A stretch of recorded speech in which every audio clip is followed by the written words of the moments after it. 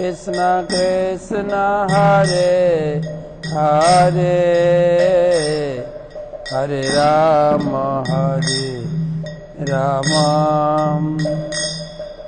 राम राम हरे हरे हरे कृष्ण कृष्ण कृष्ण हरे हरे हरे राम राम राम हरे हरे हरे कृष्ण कृष्ण कृष्ण हरे हरे हरे राम राम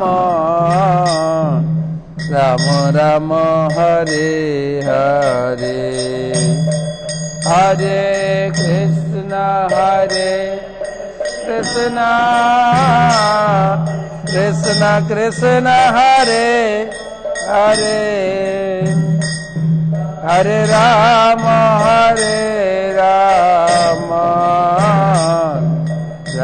राम हरे हरे हरे कृष्ण कृष्ण कृष्ण हरे हरे हरे राम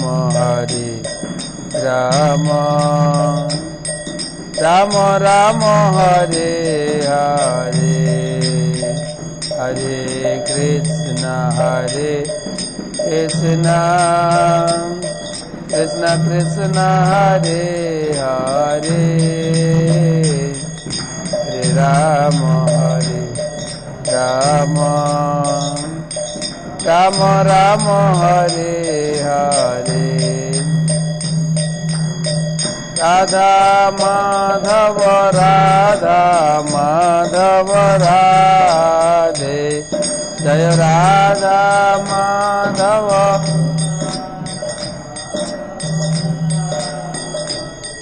जय जय प्रभुपाद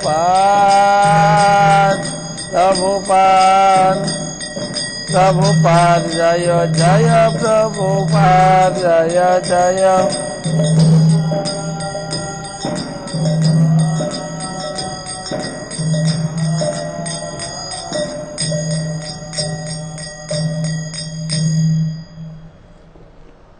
श्री श्री राधा माधव की जय। जगतगुरु श्रील प्रभुपाद की जय। समवेत भक्त वृंद की जय। गौर प्रेमानंदे। ओम ज्ञानतिमिरन्धस्य ज्ञानाञ्जनशलाकया चक्षुरुन्मिलितं येन तस्मै श्रीगुरवे नमः। श्रीचैतन्यमनोभीष्टं स्थापितं येन भूतले स्वयं रूप कदा मह्यं ददाति सपदान्तिकं। वन्देऽहं श्रीगुरो श्रीयुतपदकमलं श्रीगुरून् वैष्णवांश्च श्रीरूपं साग्रजातं सहगण रघुनाथान्वितं तं सजीवं साद्वैतं सावधूतं परिजनसहितं कृष्णचैतन्यदेवं श्रीराधाकृष्णपादान् सहगण ललिता श्रीविशाखान्वितांश्च। नमो विष्णुपदाय कृष्णप्रेष्ठाय भूतले श्रीमते भक्तिवेदान्त स्वामिनिति नामिने। नमस्ते सारस्वते देवे गौरवाणी प्रचारिणे निर्विशेषशून्यवादी पाश्चात्यदेशतारिणे। जय श्री कृष्ण चैतन्य प्रभो नित्यानंद श्री अद्वैत गदाधर श्रीवासदि श्री गौर भक्तबिंद हरे कृष्ण कृष्ण कृष्ण हरे हरे हरे राम राम राम हरे हरे। ओम नमो भगवते वासुदेवाय। ओम नमो भगवते वासुदेवाय। ओम नमो भगवते वासुदेवाय। नारायणं नमस्कृत्यं नरं चैव नरोत्तमं देवीं सरस्वतीं व्यासं ततो जयमुदीरये।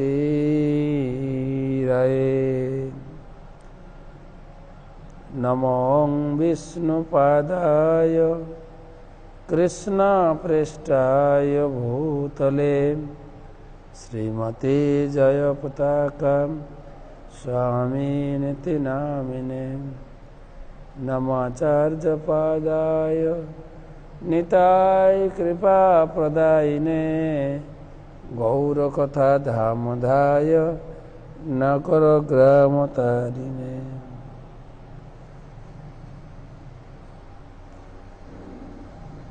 उपस्थित समस्त गीता अनुरागी भक्तबृंद, गीता माधुरी क्लासे आपनादेर सकलके सुस्वागतम। आज के आमादेर एकादश क्लास। गीता माहात्म्य जे शृण्वन्ति पठन्ते व गीता शास्त्रम अहर्निशम न ते वै मानुषा ज्ञेया देवरूपान संशय। বলা হয়েছে যারা অহর্নিশ দিন রাত ভগবত গীতা পাঠ করেন তারা কখনই সাধারণ মানুষ নন, তারা নিশ্চিত দেবতুল্য, এই বিষয়ে কোনো সন্দেহ নেই। তো যারা আমরা গীতা পাঠ করছি, শ্রবণ করছি, সত্যি আমরা ভাগ্যবান ভাগ্যবতী। ছিল প্রভুপাদের কৃপায়, গুরুবর্গের কৃপায় আমরা নিজেকে অনেক ভাগ্যবান বা ভাগ্যবতী বলে গ্রহণ করতে পারি।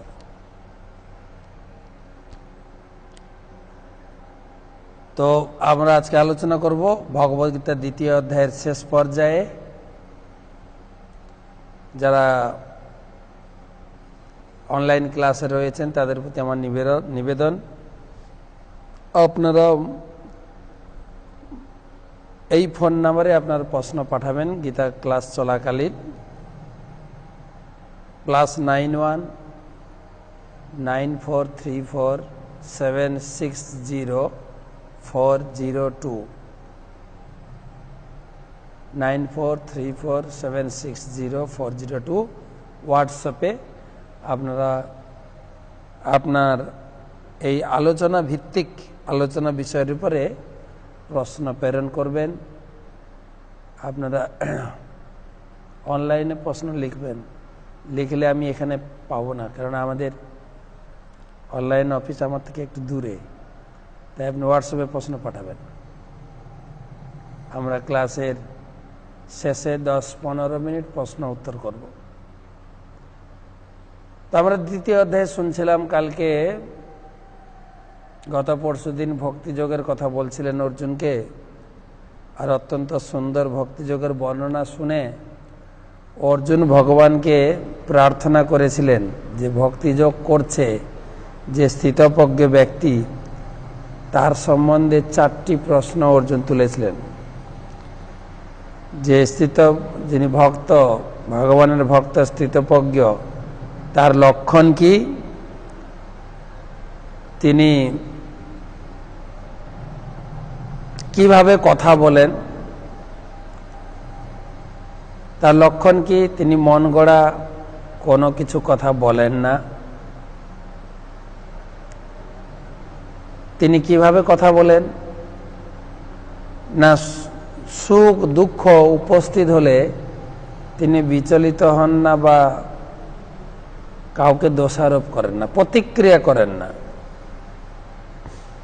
তো আজকে দুটো প্রশ্ন আলোচনা করে এই দ্বিতীয় অধ্যায় আমরা সমাপ্ত করব। 3 নম্বর প্রশ্ন, যেটা আজকের আলোচ্য বিষয়, তিনি কিভাবে অবস্থান করেন, আর চতুর্থ প্রশ্ন হচ্ছে তিনি কিভাবে বিচরণ করেন। আসুন আমরা গীতার দ্বিতীয় অধ্যায়ে 58 শ্লোক থেকে আমরা পড়ব।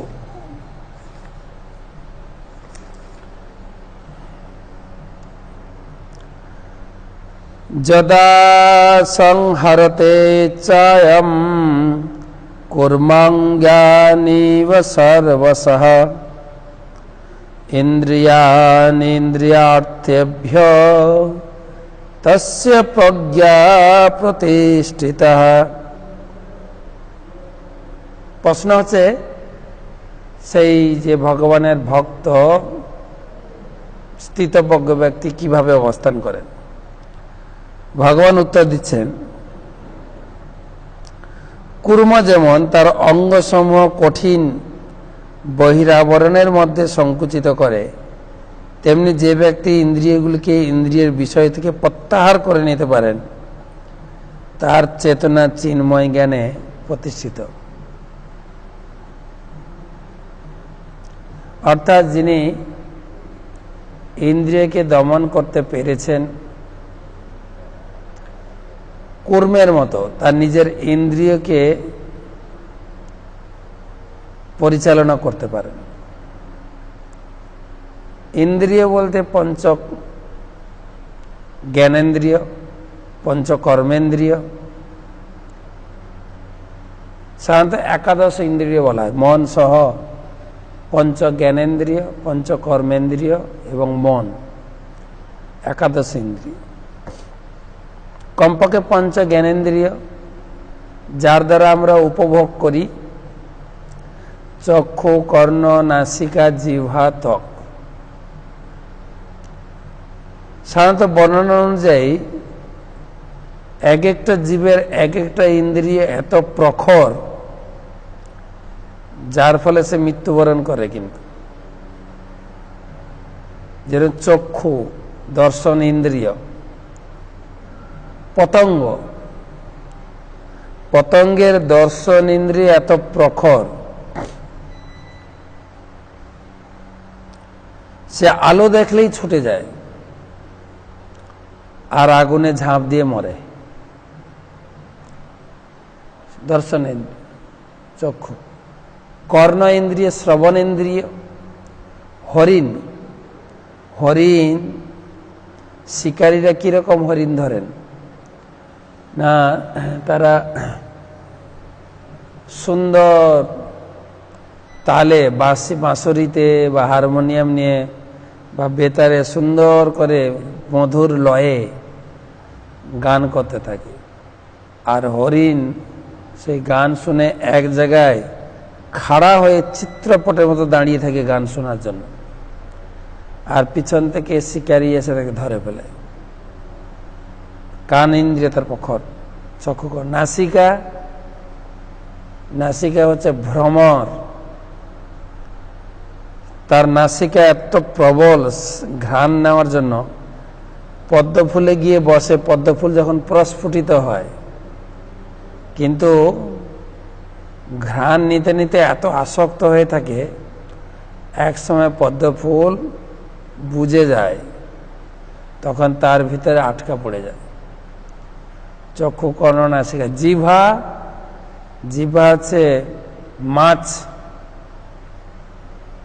ও খাবারের জন্য লালায়িত হয়।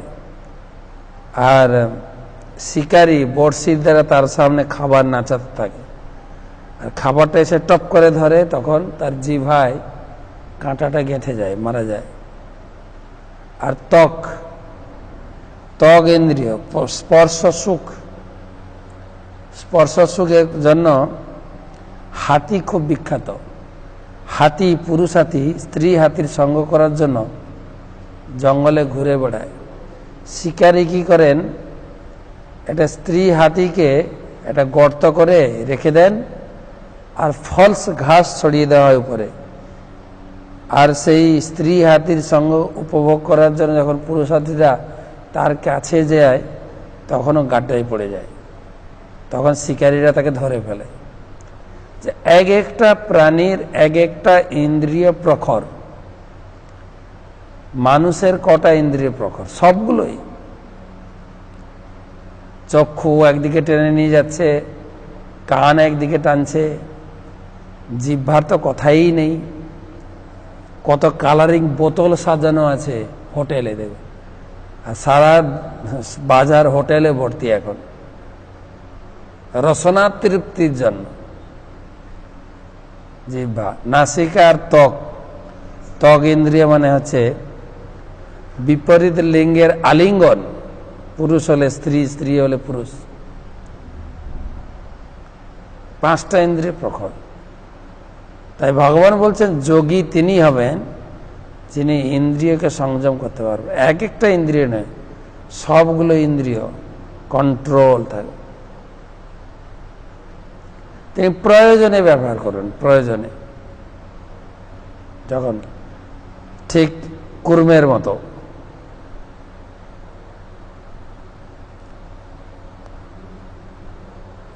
জিহ্বা,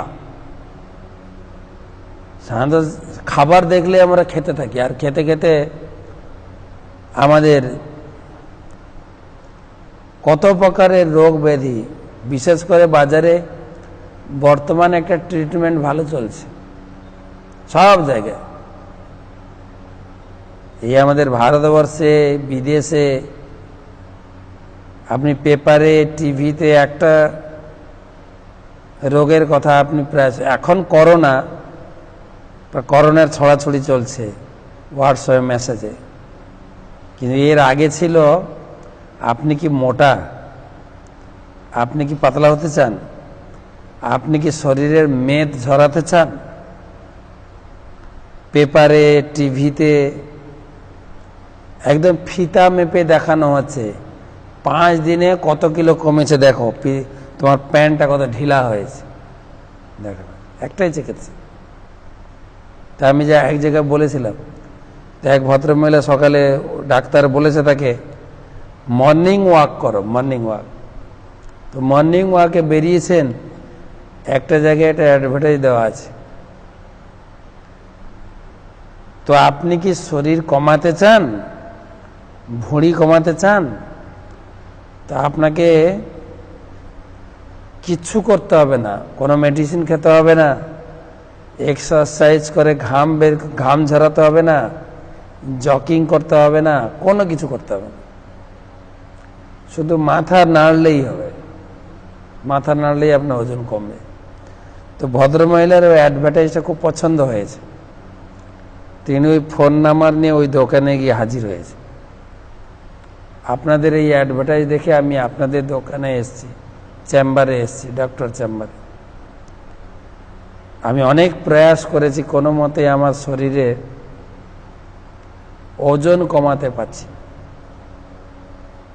তা আপনাদের এখানে দেখলাম মাথা নাড়লেই ওজন কমবে। বলছে হ্যাঁ, এটা বাস্তব সত্য। বলছে ব্যাপারটা কি বলুন? বলছে ওটাই ব্যাপার, আপনাকে কোনো মেডিসিন খেতে হবে না, কোনো জকিং করতে হবে না, সকালে উঠে ফুসফাস করতে হবে না, এক্সারসাইজ করতে হবে না, শুধু মাথা নাড়লেই হবে। বলে ব্যাপারটা কি বলুন? বললেন আপনার সামনে যখন ভালো ভালো খাবারের প্লেট আসবে, শুধু মাথা নাড়বেন, আমি খাবো না, দেখবেন আপনার শরীর কমে কিনা। জিহ্বাকে কন্ট্রোল করুন, তাহলে শরীর কমবে কি করে। এক ব্যক্তি ডাক্তারখানায় বলছে, স্যার ডাক্তারবাবু আমার ভুঁড়িটা এত বড় হয়ে গেছে, কমছে না, আপনি কিছু একটা বলুন। বলছে আপনি খাওয়ার কমান, কটা রুটি খান? বলছে আমি 8খানা রুটি খাই। বলে 2টো কমিয়ে দেন। 2টো রুটি কমিয়েছে, কিন্তু ওজন কমছে না।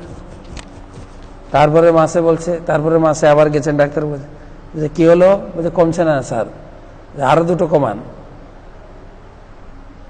আগে ছিল 6টা, এখন 4টে। ঠিক আছে ডাক্তারবাবু। তো আবার 1 মাস পরে গেছে, বলছি ডাক্তারবাবু কিছুই হচ্ছে না। বলছে গেছে আরো 2টো কমান, এখন মাত্র 2টো রুটি খাবেন। তো তাতেও কমছে না। তখন আবার গেছেন পরের মাসে, ডাক্তারবাবু কিছুই হচ্ছে না। বলছে আরো একটা কমান। বলছে স্যার আর কমানো যাচ্ছে না। বলছে মানে? বলে 100 আটা দিয়ে আমি 8টা রুটি বানাতাম, আপনি বলেন 6টা, 100 আটা দিয়ে 6টাই করলাম। তারপর বলে 2টো কমাতে আমি 4টাই করলাম। তারপরে 100 আটা দিয়ে 2টো রুটি করলাম, আর 1টা রুটি কি করে করব? মানে রুটির পরিমাণ কমছে, আটা কমছে না। কিন্তু এই হচ্ছে আমাদের ইন্দ্রিয় ভোগ, যেন তেন প্রকারে বাইপাস করে আমরা ভোগ চালিয়ে যাই। তো এখানে বলছেন না, ভোগটা আপনাকে কমাতে হবে। আর ভোগ আপনি কমাবেন কি করে? তার পন্থা দিয়েছেন 59, বিষয়া বিনির্বর্তন্তে নিরাহারস্য দেহিনা রসবর্জম রসোপস্য পরম দৃষ্ট্যা নিবর্ততে।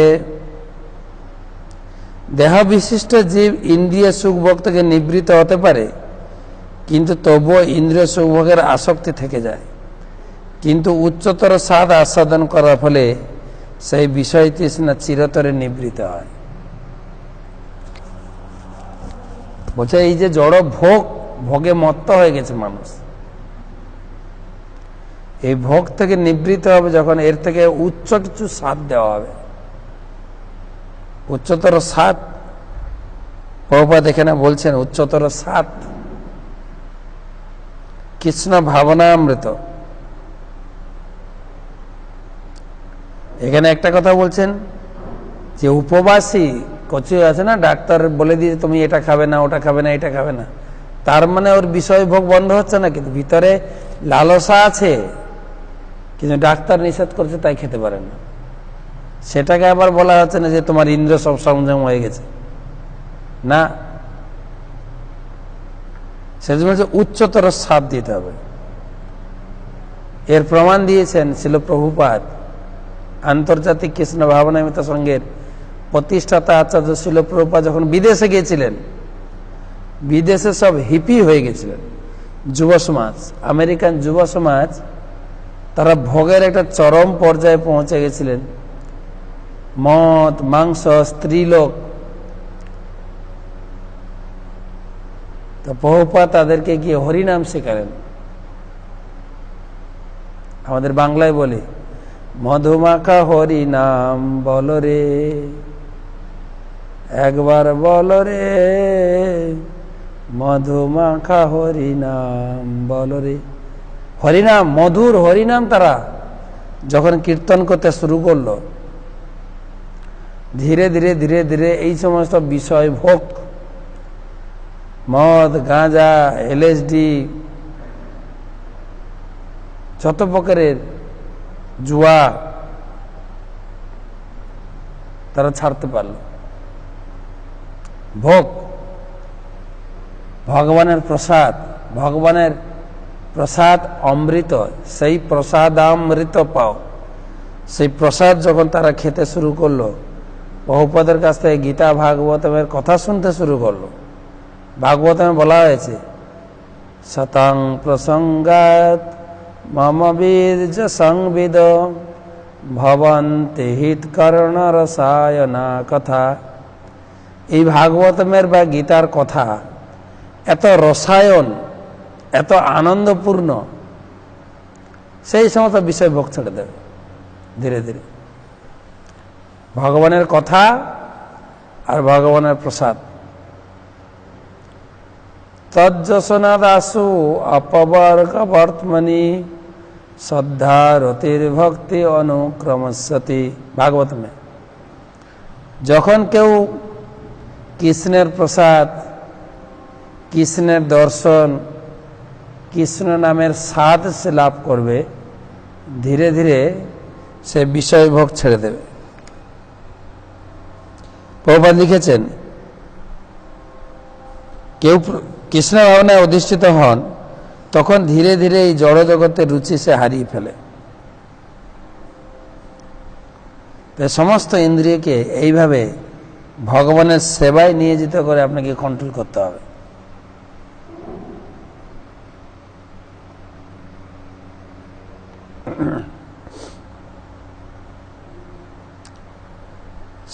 যততপি কৌন্তেয় পুরুষস্য বিপশ্চিত ইন্দ্রিয়াণি প্রমাথিনি হরন্তি প্রসভ মনঃ। হে কৌন্তেয়, ইন্দ্রিয় সময় এত বলবান ও ক্ষোভকারী যে তারা অতি যত্নশীল বিবেক সম্পন্ন পুরুষের মনকেও বলপূর্বক বিষয় অভিমুখে আকর্ষণ করে। ইন্দ্রিয় সময় এতই বলবান, ইন্দ্রিয়ের বেগ,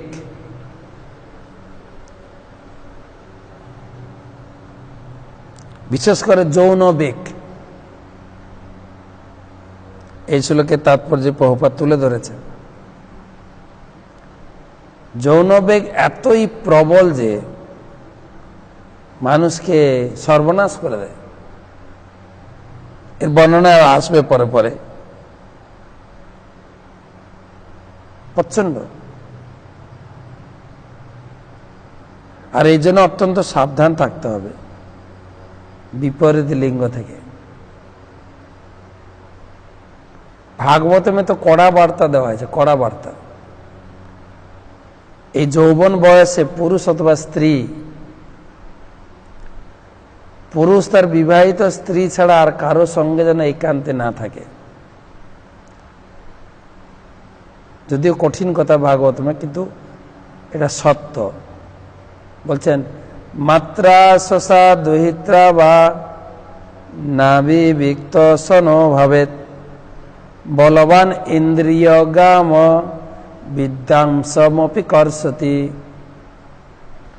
বলছেন কোন যুবক যেন একান্তে কখনো একসঙ্গে, কখনো যুবতী মা, যুবতী বোন বা যুবতী কন্যা তার সঙ্গে যেন না থাকে। কেন, যে কোনো মুহূর্তে বিপদ ঘটতে পারে, ইন্দ্রিয় দ্বারা আকর্ষিত হয়ে যেতে পারে। হতে পারে সে আমার মা, হতে পারে আমার বোন, হতে পারে কন্যা, কিন্তু কামের দ্বারা আকৃষ্ট হতে পারে। বেগ, ইন্দ্রিয়ের বেগ। সেই জন্য শাস্ত্রে কড়া নির্দেশ। আমরা শাস্ত্র দেখেছি, ব্রহ্মা তিনি মহাজন নিজ কন্যার প্রতি ধাবিত হয়েছে। শাস্ত্রে বহু প্রমাণ আছে। বলবান ইন্দ্রিয়, ইন্দ্রিয় সমূহ, এই যৌন ইন্দ্রিয় অত্যন্ত প্রবল, অত্যন্ত প্রবল। আর এই যৌন ইন্দ্রিয় বা কাম লালসা, কাম, এই কাম লালসাকে তৃতীয় অধ্যায়ে বেশ কয়টা শ্লোকে বর্ণনা করা হবে। কাম হচ্ছে জীবের প্রধান শত্রু, জীবকে শেষ করে ফেলে। যে সমস্ত ঘটনা পেপারে, পত্রিকায়, টিভিতে আমরা দেখছি, কিভাবে মানুষ কামের বশবর্তী হয়ে দিক বিদিক জ্ঞান শূন্য হয়ে ধর্ষণ করার পরে তার বিবেক খুলছে। বিবেকে যখন আসছে তখন বলছে আমার তো মৃত্যু, তাই একে মেরে দেব। তাই করছে মানুষ। বলবান ইন্দ্রিয় গাম বিদ্যাংসমপি কর্ষতি। ভাগবতমে বলা হয়েছে স্ত্রীকে বলা হয় আগুন, পুরুষকে বলা হয় ঘি। যেখানে স্ত্রী পুরুষ এক জায়গায় থাকবে, ঘি গলবেই। তাই একান্তে নিজের স্ত্রী ছাড়া কোন যুবতীর সঙ্গে যেন কেউ না থাকে। আপনি এত বলতে পারেন যে যারা বিবাহিত তারা তো ইন্দ্রিয় সংযত, তাদের স্ত্রী আছে। কেবল সন্ন্যাসী ব্রহ্মচারীদের ইন্দ্রিয় সংযত করতে হবে। কিন্তু এই শ্লোকে যযাতি মহারাজ বলছেন, এই শ্লোক কে বলেছেন? সুখদেব গোস্বামী বলেননি, বলেছেন যযাতি মহারাজ, যিনি এই বৈদিক ইতিহাসে সব থেকে বেশি কাম উপভোগ করেছেন, সুপার সেক্স এনজয়ার, তিনি এই নীতি দিয়ে গেছেন যে ইন্দ্রিয় এত প্রবল যেন কেউ কখনো নিজ কন্যা, ভগ্নী বা মায়ের সঙ্গে একান্তে না বসে। এখন তো আবার করোনা ভাইরাস আছে, সেফ ডিস্টেন্স রাখবেন, কিন্তু ভাগবতমে সেফ ডিস্টেন্স অনেক আগে থেকেই বলেছেন। কমপক্ষে এই যুবতী মহিলাদের সঙ্গ থেকে প্রত্যেকের জন্য সেফ ডিস্টেন্স থাকে, নিজের স্ত্রী ছাড়া। এইখানে ব্রহ্মচারীকে সাবধান করা হয়েছে। ব্রহ্মচারীর বোন আর ব্রহ্মচারীর মা থাকতে পারে, কিন্তু কন্যা কার আছে? কন্যা তো গৃহস্থের আছে, তাই গৃহস্থকেও সাবধান করা হয়েছে। আর যত বাজারে খুন, ধর্ষণ, কোথাও শুনেছেন ব্রহ্মচারীরা করেছে? কিছু আগে কিছু ভণ্ড সন্ন্যাসীর কথা শোনা গেছে, বেশিরভাগ তো যারাই বিয়ে করেছে তারাই, কেন কাম লালসা এত প্রবল, তৃপ্ত হয় না। মহাপ্রভু বলতেন, দুর্বার ইন্দ্রিয় করে বিষয় গ্রহণ, দারু প্রকৃতি হারে মনিরূপী মন। দারু প্রকৃতি জানেন? এই দোকানে যে কি বলে মডেল, যেখানে কাপড়ের দোকানে থাকে না, কি বলে ওগুলোকে, মহিলা সাজানো থাকে, হ্যাঁ, সেগুলো দেখেও মানুষের মন বিচলিত হতে পারে। দারু, দারু প্রকৃতি, কাঠের মূর্তি। সুতরাং ইন্দ্রিয়, তাই ইন্দ্রিয়গুলোকে কিভাবে বশীভূত করবেন? তানি সর্বাণি সংযম্য যুক্ত আসিত মৎপর বসহি যস্য ইন্দ্রিয়াণি তস্য প্রজ্ঞা প্রতিষ্ঠিত। যিনি তার ইন্দ্রিয়গুলিকে সম্পূর্ণরূপে সংযত করে আমার প্রতি উত্তম ভক্তিপরায়ণ হয়েছেন, ইন্দ্রিয়গুলিকে বশীভূত করেছেন, তিনি স্থিতপ্রজ্ঞ। আমাদের প্রশ্ন হচ্ছে, তিনি কিভাবে অবস্থান করেন? উত্তর দিয়েছেন ভগবান, সম্পূর্ণরূপে ইন্দ্রিয়গুলিকে বশীভূত করে আমার প্রতি ভক্তিপরায়ণ। এদিকে আমার প্রতি ভক্তি করবে আর এদিকে ইন্দ্রিয় ভোগ করবে, এটা হয় না। ইন্দ্রিয় সংযত। অম্বরীশ মহারাজের দৃষ্টান্ত দিয়ে প্রভুপাদ এটাকে সিদ্ধ করেছেন ভাগবতম থেকে, যে আপনার ইন্দ্রিয়গুলিকে কিভাবে আপনি ভগবানের সেবায় লাগাবেন। সবই মন কৃষ্ণ পদারবিন্দয় বচাম শিবৈকুণ্ঠ গুণানুবর্ণনে করৌ হরের মন্দির মার্জনাদিষু শ্রুতিম চকার সৎকথোদয়ে মুকুন্দলিঙ্গালয় দর্শনে দিশৌ তদ্ভিত্ত গাত্র স্পর্শঙ্গ সঙ্গমম ঘ্রাম চ তৎপাদ সরোজ সৌরভে শ্রীমৎ তুলস্যা রসনাম তদর্পিতে পাদৌ হরের ক্ষেত্র পদান সর্পণে শিরো হৃষিকেশ পদাভিবন্দনে কামম চ দাস্যে নতু কাম কাময়া যথোত্তম শ্লোক জনাশ্রয়ারতি।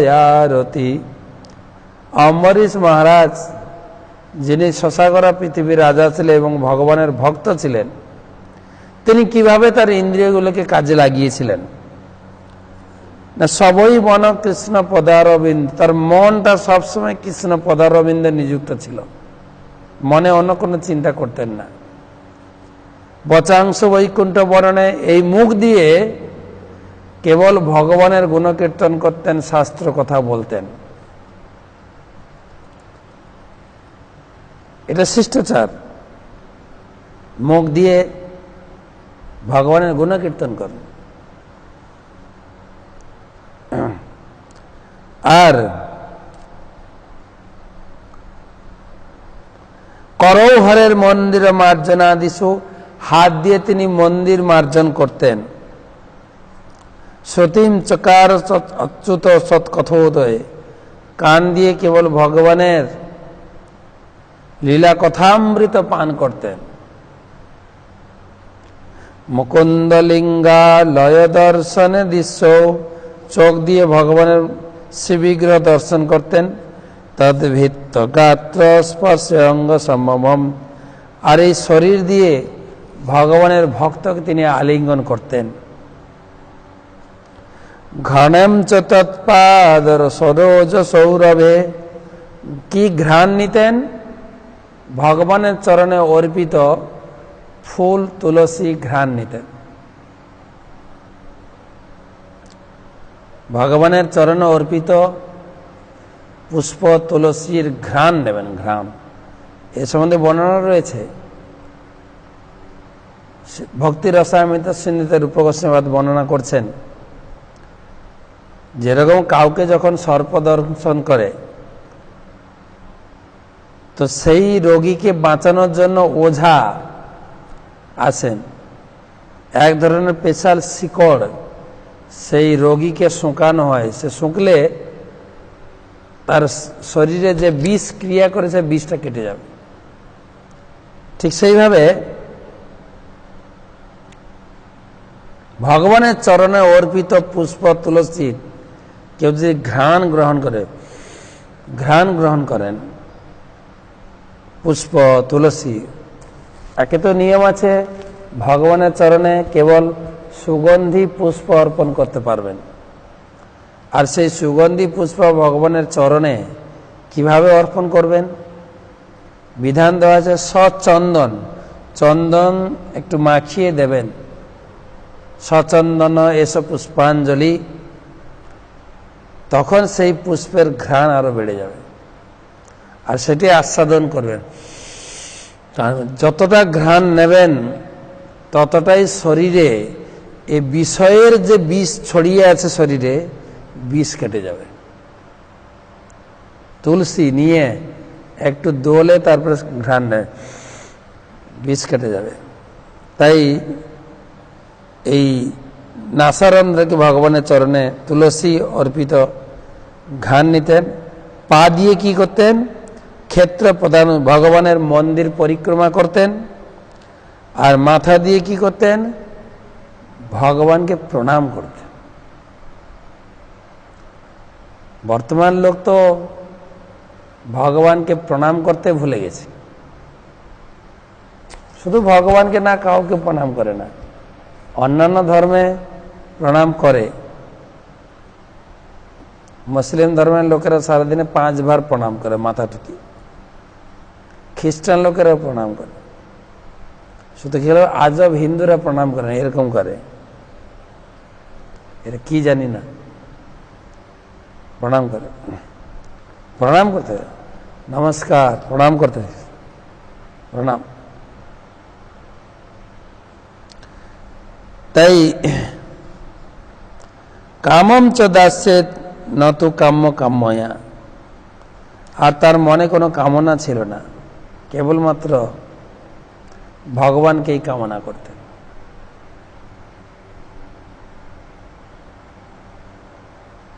এইভাবে সমস্ত ইন্দ্রিয়কে আপনি ভগবানের সেবায় লাগাতে পারেন। আর যদি ইন্দ্রিয় বশীভূত না হয় তার কি হবে? 62-63 এই পর্যন্ত আলোচনা হবে কিভাবে অবস্থান করেন এই দুটো শ্লোক। ধায়ত বিষয়ান পুংস সঙ্গস্তেষু উপজায়তে সঙ্গাৎ সঞ্জায়তে কামা কামাৎ ক্রোধ বিজায়তে ক্রোধাৎ ভবতি সম্মোহ সম্মোহাৎ স্মৃতি বিভ্রম স্মৃতিভ্রংসাৎ বুদ্ধিনাশো বুদ্ধিনাশাৎ প্রণশ্যতি। ইন্দ্রিয় বিষয়সমূহ চিন্তা করতে করতে মানুষ তাদের আসক্তি জন্মায়। আসক্তি থেকে কাম, কামন থেকে ক্রোধ, ক্রোধ থেকে সম্মোহ, সম্মোহ থেকে স্মৃতিবিভ্রম, স্মৃতিবিভ্রম থেকে বুদ্ধিনাশ, বুদ্ধিনাশ থেকে সর্বনাশ। মানুষ পুনরায় এই জড়জগতের চক্রে পতিত হয়। ভগবান বলেছেন তুমি যদি তোমার ইন্দ্রিয় সংযম করতে না পারো তোমার সর্বনাশ হবে। বিশেষ করে কাম ইন্দ্রিয়, কাম কাম লিঙ্ক দিয়েছেন। যখন কেউ কামনা বাসনা দ্বারা বশীভূত হয়, বিষয়ের চিন্তা, বিষয় মানে আমি ধরি পুরুষ, আমার বিষয় হচ্ছে স্ত্রী, যুবতী স্ত্রী।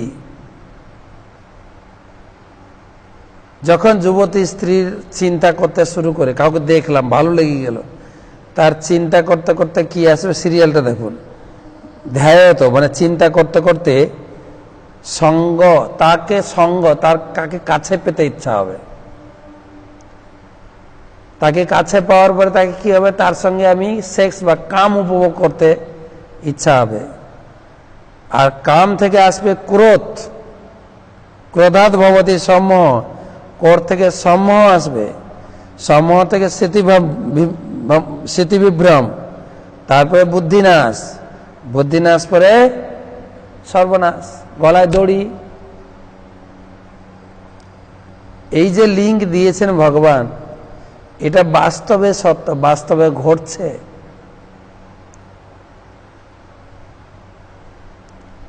কিভাবে আমরা এই বিষয়ের, বর্তমান তো আমাদের বলে না বিষয়ের জাল, আমাদের এসে গেছে বাজারে ইন্টারনেট, নেট মানে জাল, আর আমাদের দেওয়া হচ্ছে ইন্টারনেট, অন্তর্জাল, সামনে কোনো দেখা যাবে না, সব হোয়াটসঅ্যাপ ফেসবুকে জালে ধরা খাচ্ছে ছেলে মেয়েরা। হয় ছেলে ফাঁসছে নাহলে মেয়ে ফাঁসছে। কত ঘটনা ঘটছে, অন্তর্জাল, ইন্টারনেট।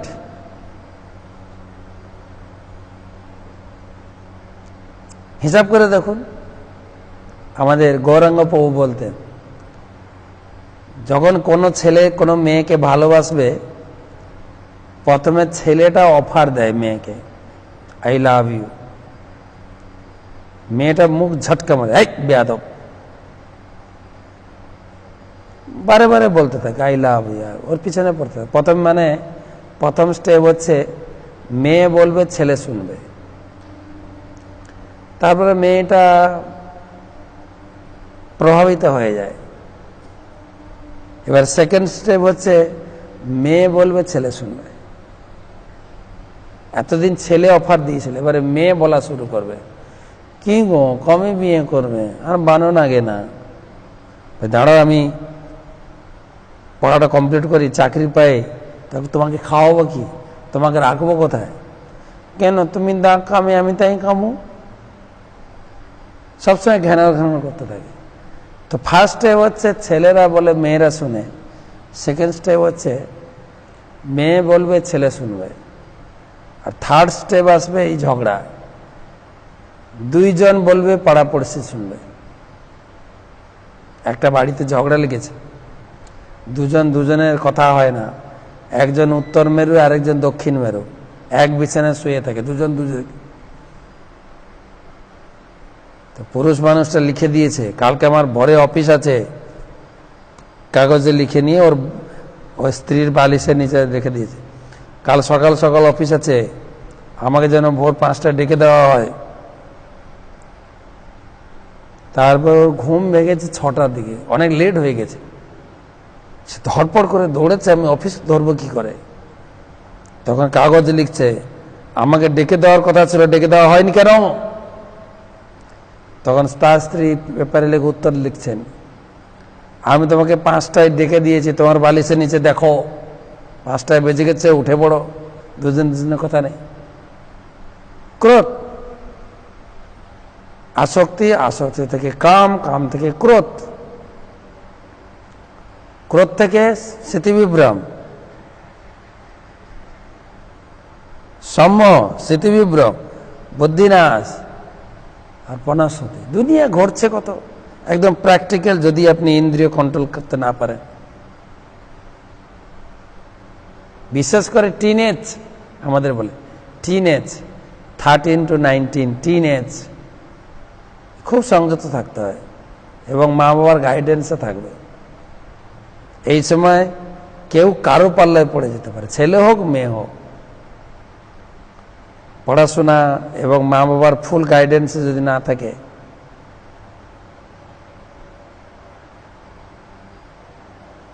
আর এই সময় ছেলে মেয়েদের বন্ধুত্বের প্রয়োজন। চাণক্য পণ্ডিত বলেছেন,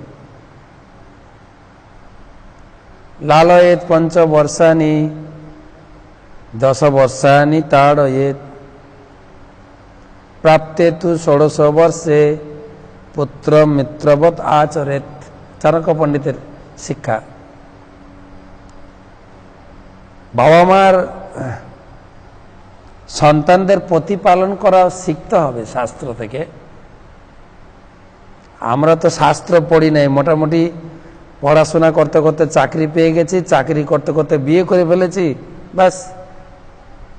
আর ইন্দ্রিয় সুখ ভোগ করতে বাচ্চা এসে গেছে, কি করব, রাখো, মোটামুটি পালন পোষণ করো, ব্যাস। কিন্তু সন্তান গর্ভে আনতে গেলে ভগবানের কাছে প্রার্থনা করা এবং কি সন্তান আসবে, সে সন্তানের কিভাবে দেখভাল করা উচিত, গর্ভধান সংস্কার ইত্যাদি রয়েছে। আগেকার দিনের শ্বশুর শাশুড়ি বৌমাকে গাইড করতেন, ছেলে বৌমাকে গাইড করতেন, তার পন্থা রয়েছে। তো 5 বছর পর্যন্ত আপনার শিশুকে আদর যত্ন করবেন, আদর যত্ন। কে হাত ধরে টানবে, কে গাল ধরে, কেমন আশা করছি, কে কান ধরে টান, কে যে যত পারেন আদর করুন 5 বছর পর্যন্ত। এই কান নাক টেনে টেনে বড় করে দেন, যা। কিন্তু 5 বছরের পরে 10 বর্ষানি তাড় হয়ে 5 থেকে যখন 6-এ পা দেবে, তার সঙ্গে 10 বছর যোগ, এই 6 থেকে 15 প্লাস বা 16, এই বয়সে কোনো বাবা মা যেন তার সন্তানদের আদর না করে, কড়া শাসন। কেন এই সময় শিশু তৈরি হবে, আর শিশু তৈরি হবে মা বাবার কাছ থেকে। সংস্কার মা সে শিখে, পিতা সে সংঘর্ষ। পিতা মাতার দুটো কাজ ভাগ আছে। মা শিখাবে সংস্কার, সংস্কার মা সে শিখে। আমার বাড়ির সংসার পরিবারের সংস্কার মার কাছ থেকে শিখবে। মা যে ভাষায় কথা বলবে বাচ্চা সে ভাষায় কথা। আমাদের ভাষা হচ্ছে মাতৃভাষা, মাদার টাং। মা যেরকম সন্তান সেরকম তৈরি হবে। মায়ের প্রচুর দায়িত্ব। ডক্টর APJ আব্দুল কালাম তিনি বলতেন, মায়ের কোল হচ্ছে 100টা বিদ্যালয়ের শিক্ষা প্রতিষ্ঠান। মায়ের কোল, মায়ের কাছ থেকে শিখবে। সংস্কার মা সে শিখে। বাচ্চার যে সংস্কার তৈরি হবে মা শিখাবে তাকে। পিতা সে সংঘর্ষ। পিতা কি শিখাবে? তাকে ইনকাম শেখাবে, তাকে লেখাপড়া শেখাবে, চাকরি দেওয়া হবে, ব্যবসা শেখাবে। সংঘর্ষ করে ইনকাম করতে শেখাবে। ব্যবসাটা একটা সংঘর্ষ, চাকরি পাওয়াটা একটা সংঘর্ষ, চাষবাসটাও সংঘর্ষ। संस्कार माँ से सीखे, पिता से संघर्ष और दुनिया सब শিক্ষা দিতে। বাকি একটা ছেলে একটা মেয়েকে কিভাবে ভালোবাসবে, মেয়ে ছেলে কিভাবে ভালোবাসবে, এগুলো শেখাতে লাগে না, ও অটোমেটিক দুনিয়া শিখে নেবে। আর আমাদের তো দুর্ভাগ্য, বর্তমান সভ্যতা, বর্তমান শিক্ষা ব্যবস্থা, তারা স্কুলে যৌন আচার শেখাচ্ছে, যৌন শিক্ষা প্রচলন করা হচ্ছে স্কুলে। আর এটা শেখাতে লাগে না তো। এটা পশু পাখি আমাদের থেকে আরো বেশি যৌন উপভোগ করে। আমাদের তো রেস্ট্রিকশন আছে, ওদের তো রাস্তাঘাটে খোলা আছে। তারা না কলেজে পড়েছে, না স্কুলে পড়েছে, না চাকরি করেছে। তাই এই যে সংযম শিক্ষা বাড়ি থেকে শিখবে। কে কতদূর, ছেলেরা কতদূর মেয়েদের সঙ্গে মিশবে, মেয়েরা কতদূর ছেলেদের সঙ্গে মিশবে, কে শেখাবে? কোন স্কুলে মাস্টার শেখায় না।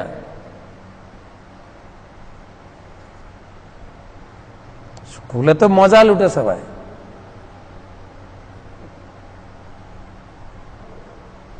একটা ছেলে একটা মেয়ে বারে বারে বলছে, স্যার স্যার দেখেন রবিন আমার দিকে ঘন ঘন তাকাচ্ছে, স্যার স্যার ও আমার দিকে ঘন ঘন তাকায়। স্যার বলছে, ও তাকায় তুমি কি করে জানো, তুমিও তাকাচ্ছ ওর দিকে, তাই না?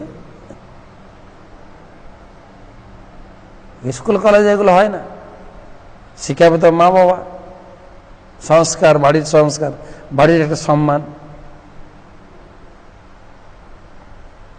তো সেই জন্য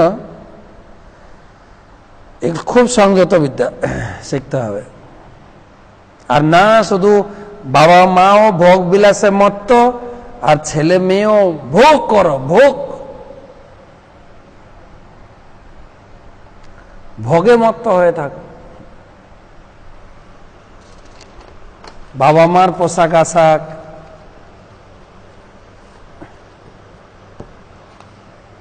বাবা মার পোশাক আশাক, চাল চলন।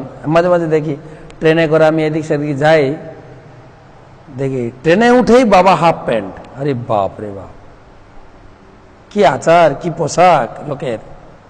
ছেলে মেয়েদের সামনে সাবলীন পোশাক পরতে হবে, আচার ব্যবহার, কথা বলার ঢাঁচ ছেলে মেয়েরা শিখবে।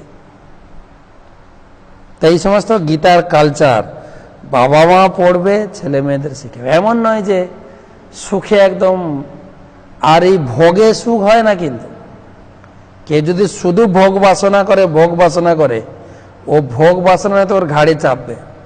এটা শুধু যারা ভক্ত নয় তাদের না, সবার ক্ষেত্রে। আমি ভক্ত হয়েও যদি ভোগ বাসনায় মত্ত থাকি, এক সাধু ছিল,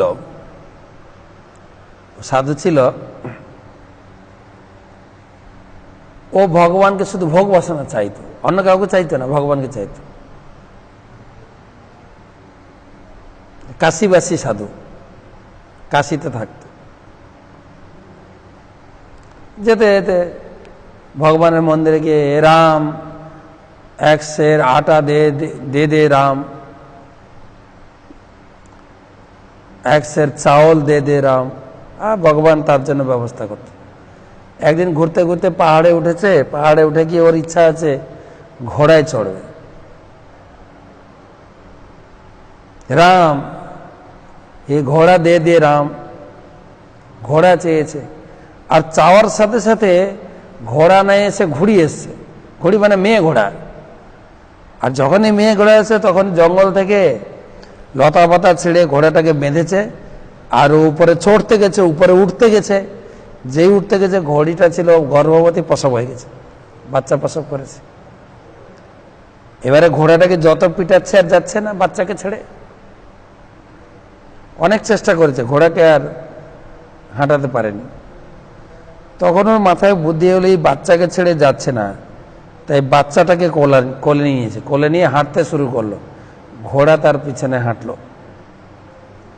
তখন বলছে, হে রাম ये क्या दे दिया राम, हम चढ़ने को वास्ते घोड़ा मांगा और घोड़ा मेरी पर चढ़ा। আমি ঘোড়া চাইলাম চড়ার জন্য, আর ঘোড়া এখন আমার গাড়ি চেপেছে। লোকে ভোগের জন্য এরকম চায়, আমি এই ভোগ করব, ওই ভোগ করব, সংসার করব, আর সংসার তার ঘাড়ে চাপে। সংসারও ভোগ করতে পারে না, সংসারের পুরো বোঝা ওর ঘাড়ে চেপে যায়। দেখতে তো লাগছে সংসার কত ভালো, আমি সুখের লাগিয়া এ ঘর বাঁধিনু অনলে পুড়িয়া গেল। লোকে সুখের জন্য এইসব করতে চায়, কিন্তু সুখের জায়গায় এসে যায় দুঃখ, শুধু দুঃখ। আমার সে মনে পড়ে, ছোটবেলায় যখন আমি পড়তাম সুখ কবিতা, কামিনী রায়ের খুব বিখ্যাত কবিতা, সুখ কি জাদুকর, সুখ কেমন জাদুকর, তাকাইলে হয় অন্তর্ধান, ডাকিলে সে না দেয় উত্তর, চাইলে সে না করে তো দান। সুখ, মানুষ ইন্দ্রিয় ভোগ সুখ চায়।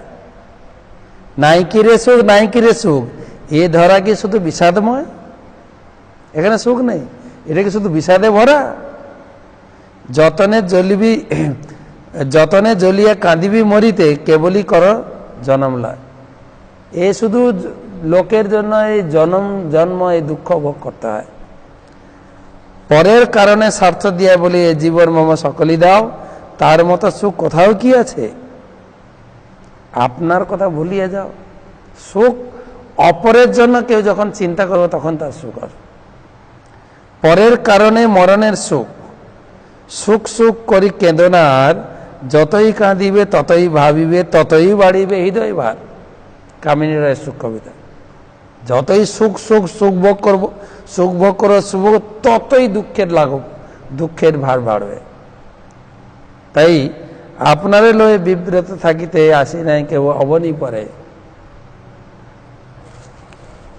সকলের তরে সকলেই আমরা পরের তরে। অপরের সুখ বিলাস, অপরের যা আপনার রয়েছে সেগুলো দিয়ে অপরকে কিছু বিতরণ করুন। কত লোক দুনিয়া কষ্ট ভোগ করছে, আপনার যা আছে শেয়ার করুন, তবে সুখ আসবে। ত্যাগ করতে শিখুন। ত্যাগ, এই ত্যাগের ভাবনা শিখাতে হবে। কালকে এক ভদ্রলোক বলছিলেন, আমি কি রান্না বান্না হচ্ছে? বলছি ইচ্ছা হচ্ছিল একটু ভালো মন্দ খাবো, কিন্তু মেয়েটা বলছে এক সবজির ভাত বেশি খাওয়া যাবে না। ছোট মেয়ে। কেন? দেখছো না দুনিয়াতে কত লোক না খেয়ে আছে, আর তুমি 2-3টা সবজি ভাত খাবে? এই ধরনের চেতনা বাবা মাকে শেখানো উচিত। ছেলে মেয়েদের সংস্কার। তো এটা শেষ করি। চাণক্য পণ্ডিত বলছেন 5 বছর বয়স পর্যন্ত লালন পালন, 10 বছর একদম কড়া শাসন। মা যদি একটা গালে থাপ্পড় মারে, কাঁদতে কাঁদতে বাবার কাছে যদি কমপ্লেন করে বাবা মা মেরেছে, বাবা আরেকটা গালে থাপ্পড় মারবে। তার দুদিকে থাপ্পড় খেতে খেতে সাইজ হয়ে যাবে, ছাঁচে গড়ে যাবে। আর যদি মায়ের গালে চড় মারে, ছেলে এসে বাবার কাছে কমপ্লেন দেয় মা মেরেছে, বাবা যদি ছেলের সামনে মাকে গালি দেয়, বাস হয়ে গেল ছেলে একদম ফুলে ফেপে। এইরকম আমরা আদর করি। আদর করতে করতে আমাদের ছেলে মেয়েরা হয়ে যায় সুকুমার রায়ের কাটাকাটি কবিতা ছিল, অ কেটে ব বসা হয়ে যাক বাদর। আদর থেকে হয়ে যাবে বাঁদর। তাই কড়া শাসন। আর পারতে তো 16 বছরে পুত্র মিত্রবধ আছে। যখন 16 বছর পেরিয়ে যাবে তখন সন্তানের প্রতি, ছেলে মেয়েদের প্রতি বন্ধুর মতো আচরণ করতে হবে। বন্ধু, কেন ওই সময় তার বন্ধুর প্রয়োজন। ওই সময় কেন লেখাপড়া করে একটা স্ট্যান্ড হতে চায়, তাকে পিছনে কেউ যেন সাপোর্ট করে। আর সেই সময় বাবা মা আমরা ওদেরকে চাপ দিই, তোর বাবা এত টাকা খরচা করে তোকে পড়িয়ে তোকে ভালো রেজাল্ট করতে হবে। ও তো নিজের রেজাল্টের জন্য ছুটছে, আপনি শুধু সাহস দেন। কখনো রেজাল্ট খারাপ হলে একটু সাহস দিতে হবে, ভালো করে পড়, এটা খারাপ হয়েছে পরে ভালো করে পড়। আর যদি আপনি বন্ধুর মতো না মিশেন, মনে সাহস না দেন, ও বন্ধু নিয়ে পালাবে। পালাচ্ছে কিনা? ছেলে হলে মেয়ে বন্ধু নিয়ে পালাবে, মেয়ে হলে ছেলে বন্ধু নিয়ে পালাবে। প্রায় বাড়ি থেকে পালাচ্ছে। সাবধান থাকেন। এগুলো এই জন্য দেওয়া আছে, ইন্দ্রিয় সংযম শেখাও। যদি ইন্দ্রিয় সংযম না হয় তাহলে তুমি সর্বনাশ। এই গেল অবস্থান। কিভাবে অবস্থান করবে? সে যেখানে থাকুন ইন্দ্রিয় সংযম করে থাকবে, ভোগে যেন প্রবৃত্ত না হয়। এবারে বিহার বলে শেষ করো। বিহারে আমি পড়ে যাব বিশেষ বন। কিভাবে বিচরণ করতে পারে? রাগ অদেশ বিভক্তে স্তু বিষয়ান ইন্দ্রিয়াশ্চরণ, আত্মা বৈশ্য বিধেয়াত্মা প্রসাদম অধিগচ্ছতে।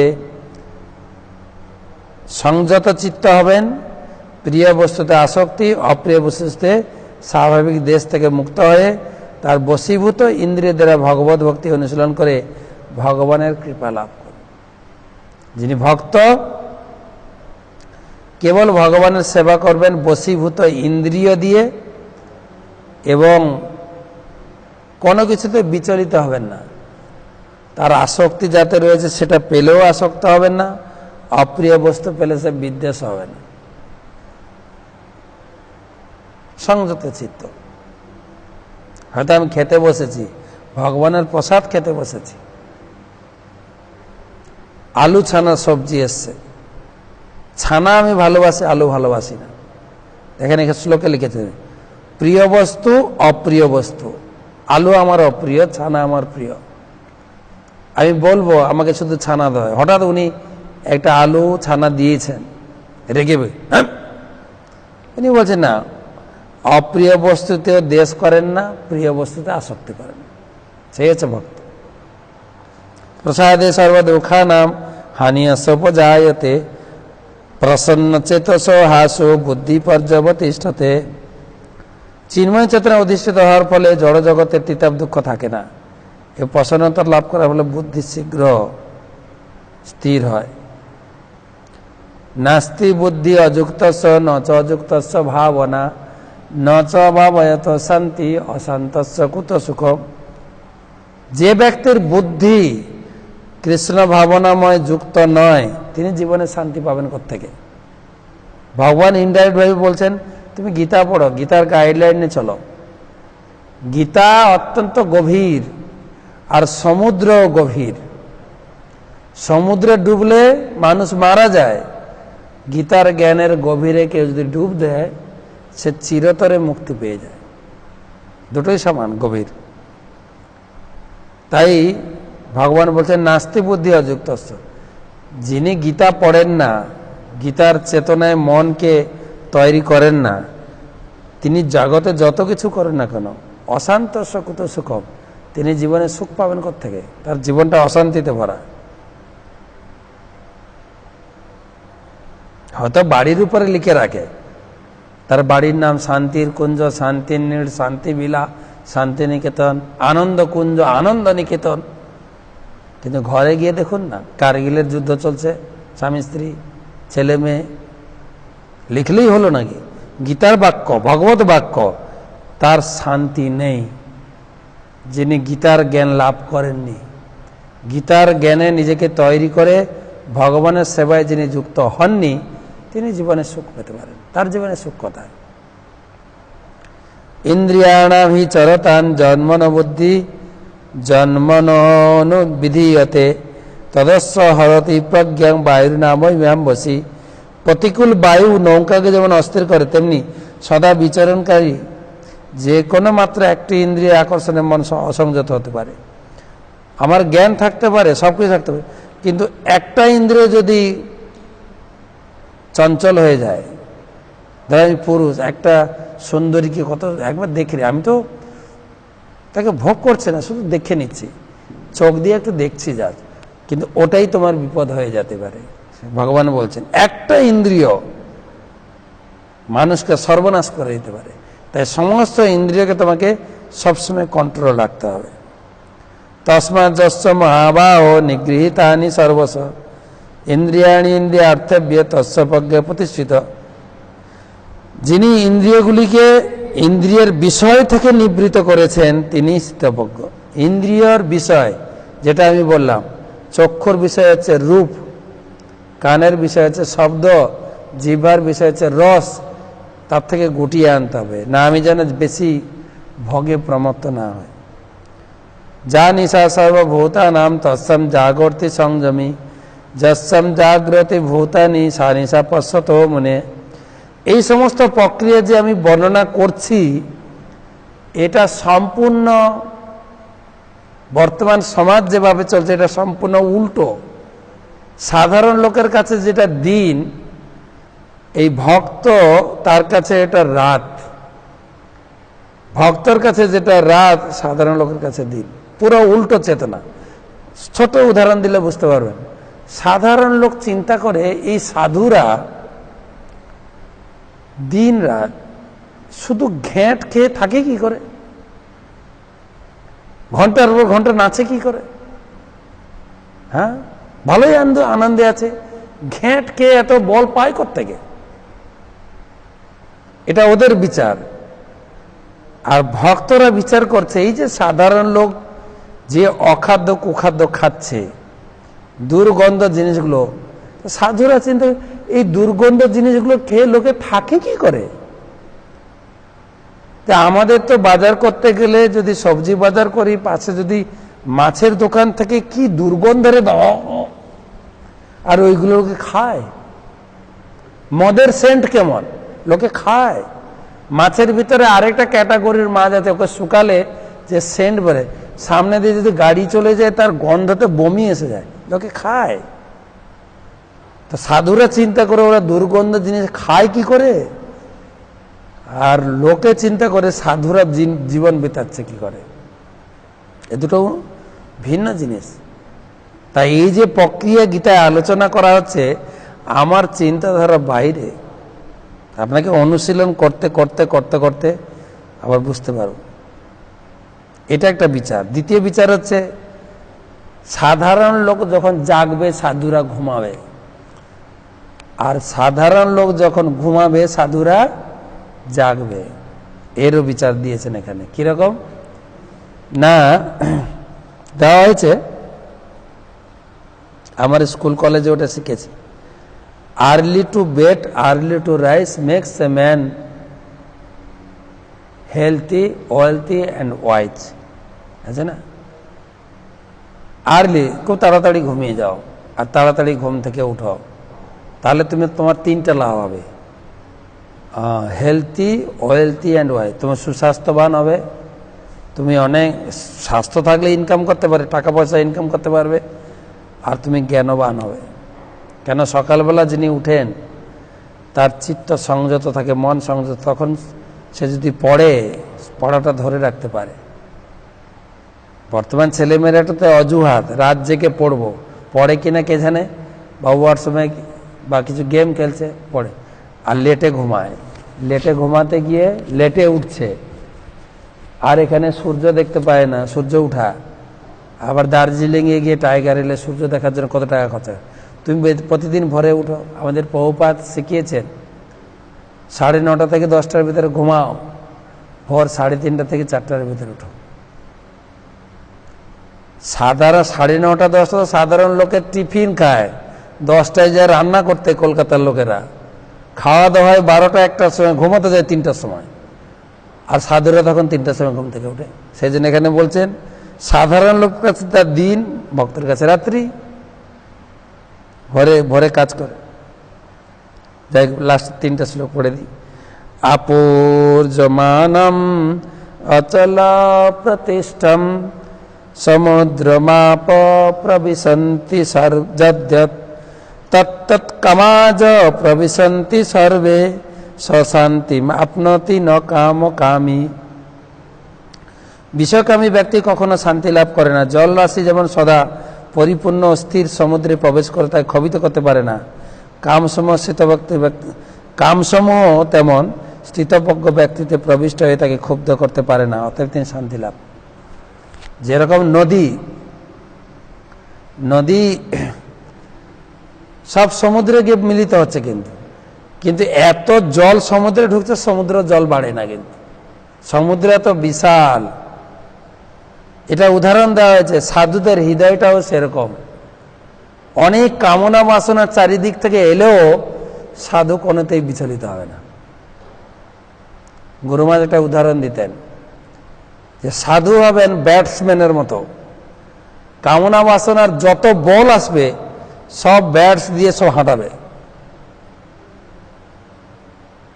হ্যাঁ, শাস্ত্রে বলা হয়েছে যে যাবৎ শরীর তাবৎ তৃষ্ণা টুটে, যতদিন এই শরীর আছে ততদিন ভোগ বাসনা থাকবে, কিন্তু জ্ঞানীগণ সেই তৃষ্ণা কাটে জ্ঞানস্ত্রে। কিন্তু সাধুরা এই ভোগের পরিণতি জেনে তারা ভোগে প্রবৃত্ত হয় না। হাঁটা এখান থেকে। তাই সাধুদের হৃদয়টা একটু বড় সমুদ্রের মতো, সাধুদেরকে ব্যাটসম্যান হতে হবে। কামনা বাসনা আসবে, হাঁটাতে হবে ব্যাটস দিয়ে, নাহলে তুমিই আউট হয়ে যাবে। সাবধান। এবারে শেষ করছেন, যে ব্যক্তি বিহায় কামান যশর্বান পুমাশ্চরতি নিষ্প্রিয় নির্মম নিরহংকার সশান্তিমধি গচ্ছতি। যে ব্যক্তি কামনা বাসনা পরিত্যাগ করে জড় বিষয়ের প্রতি নিষ্প্রিয় নিরহংকার মমত্ববোধ রহিত হয়ে বিচরণ করেন, তিনি প্রকৃত শান্তি লাভ করেন। কিরকম বিচরণ করবেন না, কামনা বাসনা শূন্য হয়ে সারা জগৎ পরিভ্রমণ করবেন কৃষ্ণ ভক্তি প্রচারের জন্য। কোনো কামনা বাসনা তাকে আবদ্ধ করতে পারবে না। এইভাবে তিনি বিচরণ করতে পারেন। কিভাবে বিচরণ করবেন? কামনা বাসনা রহিত হয়ে কৃষ্ণ ভক্তি প্রচার করবেন। लास्ट श्लोक ऐसा ब्रह्मी स्थिति पार्थ नैनं प्राप्य विमोहति सीता सामंत कालोपि ब्रह्म निर्माणम इच्छति। এই প্রকার স্থিতিকে ব্রহ্মস্থিতি বলে। হে পার্থ, যিনি এই স্থিতি লাভ করেন তিনি মোহগ্রস্ত হন না, জীবনের অন্তিম সময়ে সেই স্থিতি লাভ করে জড়বন্ধন থেকে মুক্ত হয়ে ভগবত ধামে প্রবেশ করে। তাই ভক্তিযোগের মাধ্যমে এই জগতের সমস্ত ভোগ বাসনা থেকে মুক্ত হয়ে তিনি অনন্ত শাশ্বত আনন্দ লাভ করার জন্য ভগবত ধামে তিনি পৌঁছে যাবেন। শুধু এই জগতের ভোগ বাসনা থেকে মুক্ত হওয়ার জন্য একটু সহ্য করতে হবে। এই হচ্ছে ভক্তিযোগের মূল কথা ভগবান বললেন। তো কোথায় চলে গেল, কোথায় প্রশ্ন চলে গেল? দুটো প্রশ্ন আছে। অরিন্দম মজুমদার পুরুলিয়া থেকে, কিছু ভক্ত অন্য কিছু ভক্তদের নিন্দা করেন, তাদের দোষ থাকলেও আবার না থাকলেও তাদের নিন্দা, আরও বেশি নিন্দাকারী ভক্তদের প্রতি বিরূপ চিন্তা মনে আনে, এইরকম অপরাধ থেকে কীভাবে? আমার বিষয়ের সঙ্গে মিলছে না। তো আপনি নিন্দা করবেন না বা নিন্দাকারীদের সঙ্গ করবেন না, তাহলে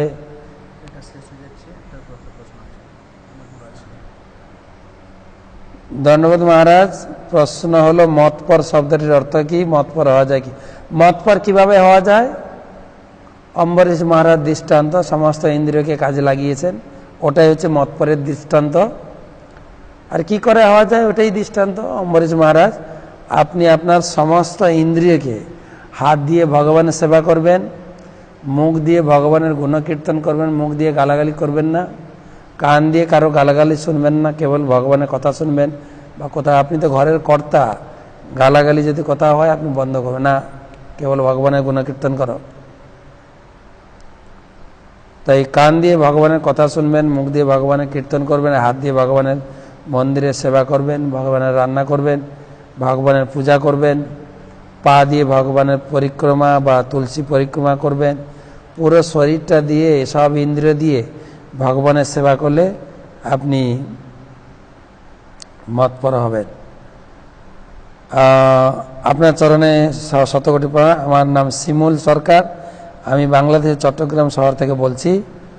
আমার প্রশ্ন হচ্ছে ভগবত আর ভাগবত আসলে কি? গীতা কেন ভাগবত বলা হয়? পরমেশ্বর ভগবানের ভাগময় বিগ্রহ ভাগবত। ভগবত আর ভাগবত, ভগবত গীতা, ভগবত গীতা মানে, গীতা মানে গীতি, ভগবানের গীতি। এটা গান আকারে ভগবান দিয়েছেন, আমরা গান আকারে উচ্চারণ করতে পারছি না, কিন্তু ভগবান একটা গানের ছন্দে তালে, এটা গীতাতে দুটো ছন্দ আছে, ত্রিষ্টুপ ছন্দ, অনুষ্টুপ ছন্দ, দুটো ছন্দেতে ভগবান গান করে করে অর্জুনকে শুনিয়েছেন, এটা গীতি, সেই জন্য কে বলে গীতা। এটা ভগবানের মুখ নিঃসৃত গীতি, তাই ভগবত গীতা।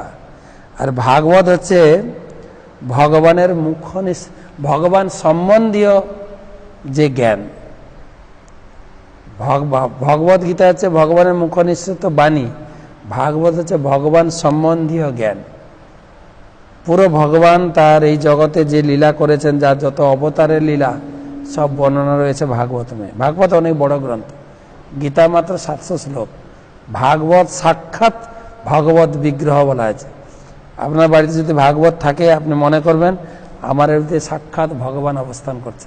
ভগবান নিজে বলেছেন, যে বাড়িতে ভাগবতম থাকে সমস্ত দেব দেবতা সহ লক্ষ্মীকে নিয়ে তার বাড়ি ছেড়ে আমি কখনো যাই না, সেটা হচ্ছে ভাগবত। ভাগবত হচ্ছে সাক্ষাৎ বিগ্রহ। মহারাজ আপনার চরণে শতকোটি প্রণাম। আমার নাম শিমুল স্যার। আরেকটা প্রশ্ন, আমার প্রশ্ন হচ্ছে, আমরা এখন যেভাবে সাধারণ ভজন করছি, ষোলমালা জপ, মঙ্গলারতি, গ্রন্থ অধ্যয়ন জপ ইত্যাদি করলে কি মৃত্যু অজামিলের মতো ভগবানকে ডাকতে পারবো? সেটা আপনার উপর নির্ভর করছে। আপনাকে জপ করতে বলা আছে, জপ শিখিয়ে দেওয়া আছে, জপ করছেন। যদি মন দিয়ে জপ না করেন তাহলে মৃত্যুর সময় ডাকতে পারবেন না। যেরকম টিয়া পাখি, কাকাতুয়া, যা শিখায় তা বলে। লোকে কাকাতুয়া টিয়া পাখি রাখে না, মা বলো মা বলবে, বাবা বলবে। হরে কৃষ্ণ শিখায় আমাদের ভক্তরা টিয়া পাখিকে, হরে কৃষ্ণ টিয়া পাখি বলে, অনেকিন্ন হরি বল অনিয়ন বলে। কিন্তু ও হরি যখন ভক্ত ঢুকবে, মা ঢুকলে মা বলে ডাকবে, বাবা ঢুকলে বাবা, তিলক দেখলে ও কি বলে, অনেকিন্ন অনিয়ন বলবে। কিন্তু যখন তার মৃত্যুরূপী বিড়াল, বিড়াল তাকে খাওয়ার জন্য এগোবে, তখন হরিবল বেরোবে না, বাবা বেরোবে না, মা বেরোবে, কি বেরোবে, তার অরিজিনাল আওয়াজ বেরোবে, ট্যাঁ।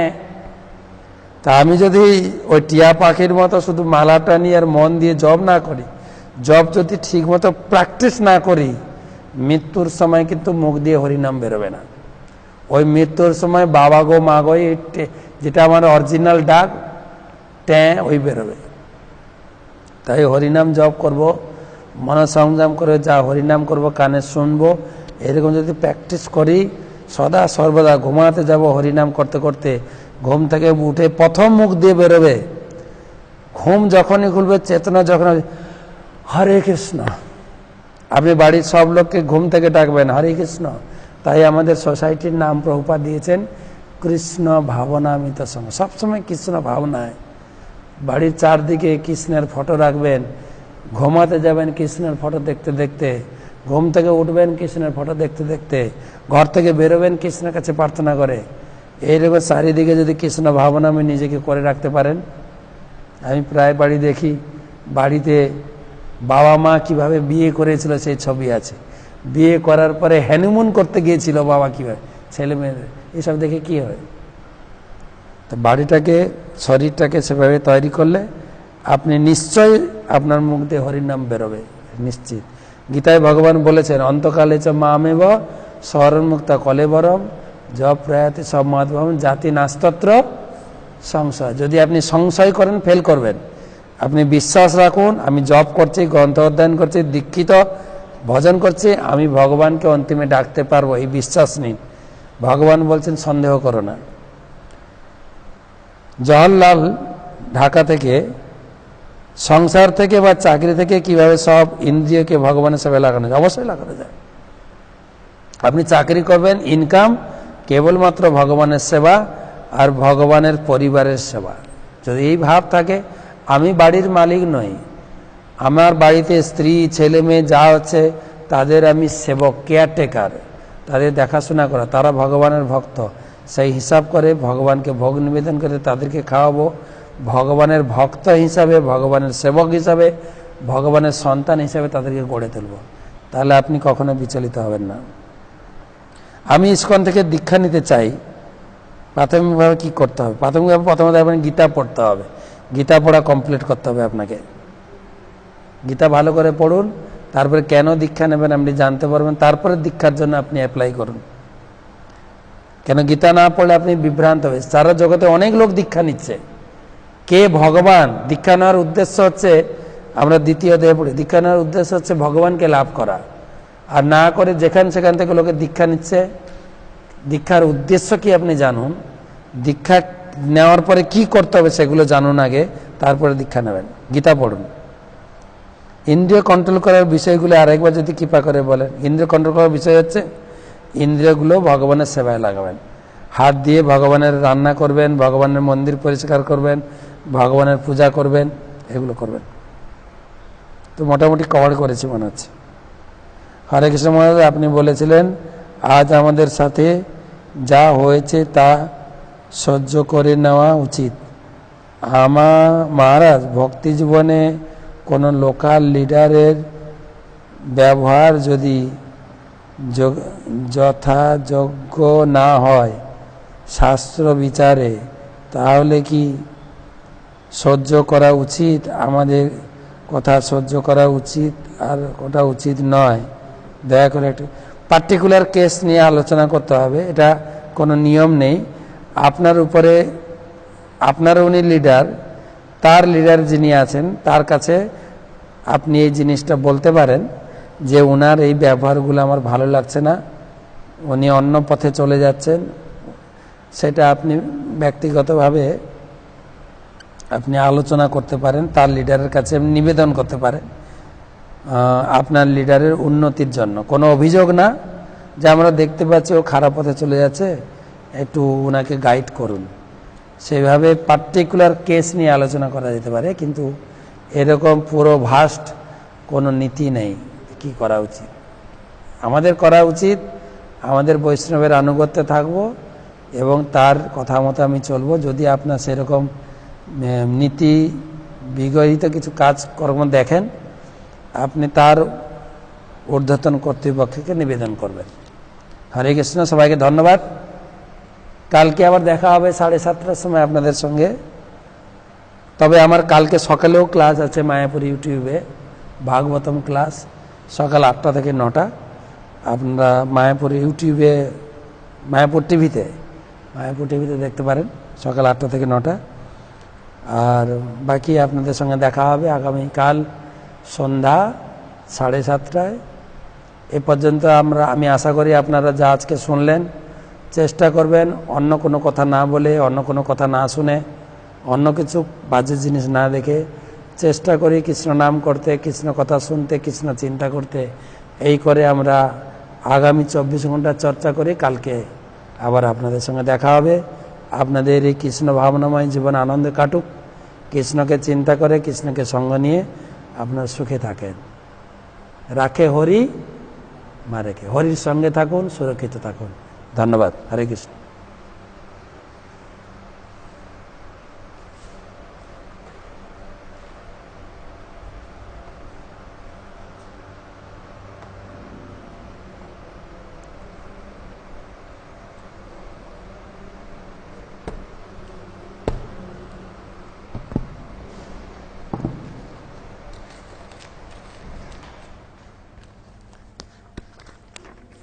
খিদা লেগে গেছে।